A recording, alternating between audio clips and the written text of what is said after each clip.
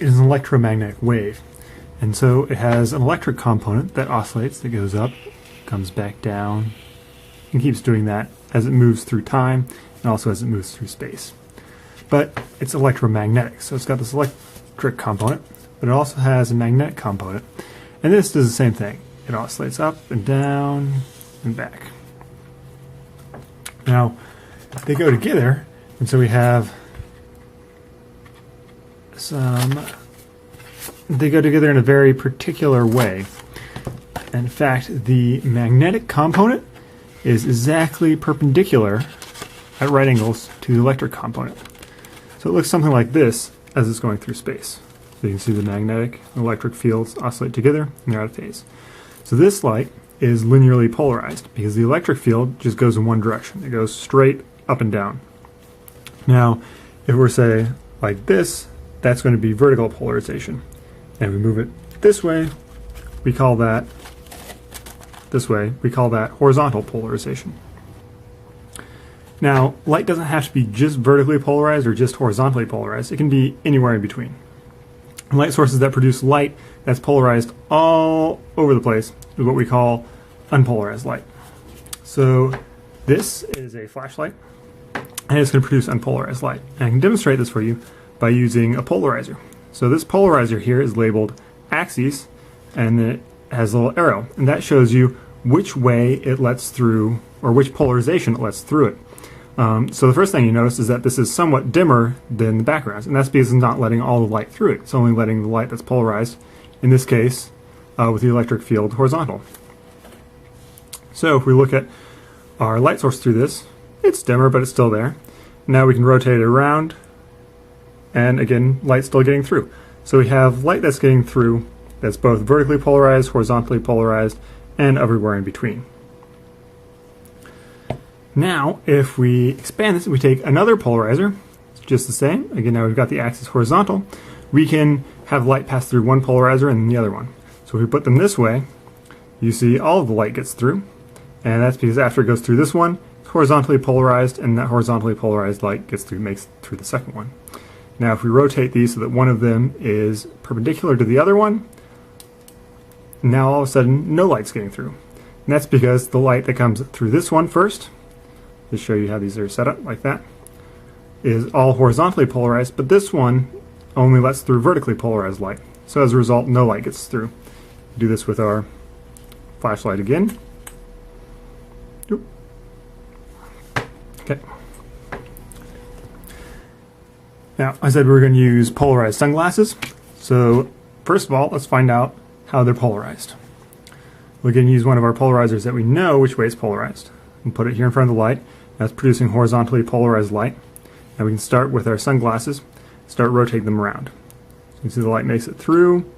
There it gets pretty dim. Starts getting brighter again. Like that. That's maybe the brightest. And then back around. So it's dimmest right about here. So which way does that mean that the sunglasses are going to have to be polarized? That's right, vertically. So we can go ahead and mark our sunglasses as vertical polarizers here. And now, let's do something interesting. So we have our sunglasses. We have our initial polarizer here. This is horizontally polarized. Sunglasses are vertically polarized, more or less. There we go. I think that's the best I can do. What happens if I use another polarizer, but I stick it in instead of, well, if I stick it in horizontally, it's about the same. If I stick it in vertically, well, it eliminates that light there. What happens if I stick it in an angle? Let's find out. Oh, actually gets brighter. That's interesting. What's going on there? So that was kind of interesting. What's going on there? Well, let's take a look at it step by step. So we have our flashlight first, which produces unpolarized light. So we've got some vertical, some horizontal, side to side. And then we pass it through a polarizer, which only lets through horizontally polarized light. And then if we had what we call the analyzer, the sunglasses, just vertically polarized, that would block all the light. But we don't. We have this other polarizer set at an angle. So when this light arrives at the polarizer, it's horizontally polarized. I'll draw that as a black line here. But then the polarizer is at an angle, like this. So that's going to let through light that's at this angle as well. And so some of this light that arrives at it is going to get repolarized along this diagonal. Now similarly, we come to our analyzer, pair of sunglasses here. They're polarized this way. The light that arrives is diagonal. And again, there's some component of that that is now vertical, and that makes it through to our eyes. So that's now why we see an increase from what was previously zero light there. Well, that's kind of neat, but you could be asking yourself, is there an application for this? And there sure is. It's in liquid crystal displays. So the way a liquid crystal display works is it has a back pane that's illuminated from the source behind it. And this pane is polarized again, and it has a front pane on it that's cross-polarized. So normally, no light gets through. However, what they do then is they put in some liquid crystal. What that liquid crystal is it's kind of rod-like material, and it lines itself naturally here with the polarization axis, and then it rotates slowly up to this front analyzer axis. And so in that case, what we actually have is, as it's rotating the light with it. So it's as if we were having this angled polarizer in there, and we're getting some light through. When we apply a voltage, though, the rods, they all shift, and so they go flat, and it's as if we removed it and we get something dark. So where do we use LCD screens? Pretty much everywhere. We have them on our calculators and of course also on our computers. So here I pulled up just a blank PowerPoint slide, and I'm going to show you that the monitor, the light coming out of the monitor is polarized because it has that final analyzer on it. So we've got our polarizer here, put on our polarized sunglasses, and we can rotate them down, and you can see that indeed we block out most of the light and it comes back. So the light coming out is polarized, and that's actually pretty well polarized too. So we'll leave them on, and let's do something cool with this. I'm going to take this off for a minute to show you. We're going to look at the stress in this petri dish. So if we just look at the petri dish, then, yeah, I mean, it looks okay. We can kind of maybe see something at an angle. If we put on our analyzer,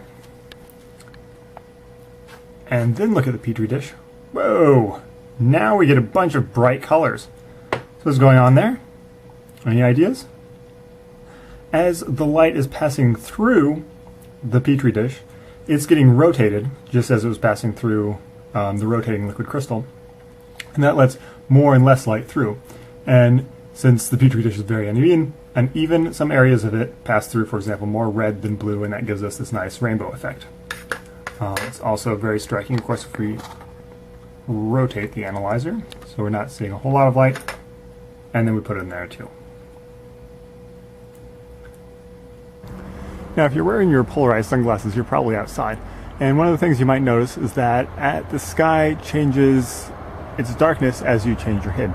So right now I've got the camera without any polarizers on it, and let's take a look at this. So here's our polarizer with the axis labeled. Again, it's pointing this way. So let's move this around, and then if we rotate it, notice that it gets brighter, so it's letting more light through this way, and then darker if I rotate it this way. So in fact, the light coming from this part of the sky is vertically polarized. Now, is that the same for all parts of the sky? Not entirely. That one's actually doing pretty good over there, but over here it's about the same. Now, why is that? So the sun is over there. The sun's emitting light towards us, and that light is unpolarized. But then when it scatters off the atmosphere here, it has to scatter and then come back down towards us this way. So the light's coming in this way, it excites the molecules like this or like this, and they're vibrating. When they re-emit that light, it's all polarized this way. Hence why the polarizer lets light through when it's vertical and blocks it when it's horizontal. And then if we go this way, which is about opposite the sun, there the effect is diminished, and that's because the light waves coming in unpolarized, exciting the atoms in the air, and they're re-emitting unpolarized light back at us. So that's the sky as seen under polarization. Some interesting facts here that bees will use this to navigate by. So light doesn't have to be just vertically polarized or horizontally polarized. That's what we call linear polarization. It can also be what's called circularly polarized. So what that is Okay, we had our electric field and we had our magnetic field. So let's just take a look at the electric field for a minute. In linear polarization, the electric field is going straight up and down, linearly in a line. In circular polarization, as that electric field moves through space, it's also rotating. So at one point in time, it's vertically polarized, and at another point in time, it's horizontally polarized. And just like we can have vertical and horizontal polarization, we can have right circularly polarized or left circularly polarized, depending on how this field rotates as it moves through space. Now, the question is, have you seen circular polarizers? Well, I bet you have. For example, if you've been to a 3D movie. These are real 3D glasses, and how they work is a combination of circular and linear polarization and polarizers. So on the front of these we have a circular polarizer, and on the back we have a linear polarizer. What that means is that if light is incident on the front, it gets circularly polarized, and it'll always make it through the linear polarizer. Well, if it's unpolarized or linearly polarized light. I'll demonstrate that it's not just a linear polarizer by looking at this linear polarizer through it. So if we do that, and we rotate it, it never completely blocks out the light. In fact, it never really changes the intensity very much. But I said there was a circular polarizer and a linear polarizer. So if the light's moving this way, traveling this way, and encounters that linear polarizer first, it will be completely blocked. So if we flip the glasses around and now rotate them, we do see that complete blockage. So again, this way is linearly polarized to circular, which makes it through the linear, and it makes it through. This way, linearly polarized, blocked by linear polarizer, and then never sees the circular polarizer.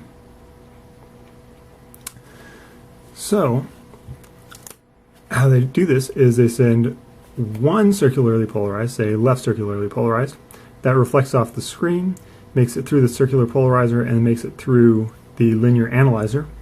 On the other glasses, though, it's rotated the other way, and instead of, say, making it through horizontally and making it through this, is that right?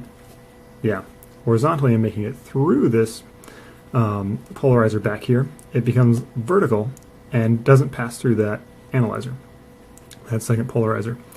But that was for left polarized light. We can also have right circularly polarized light, which they use for the other image.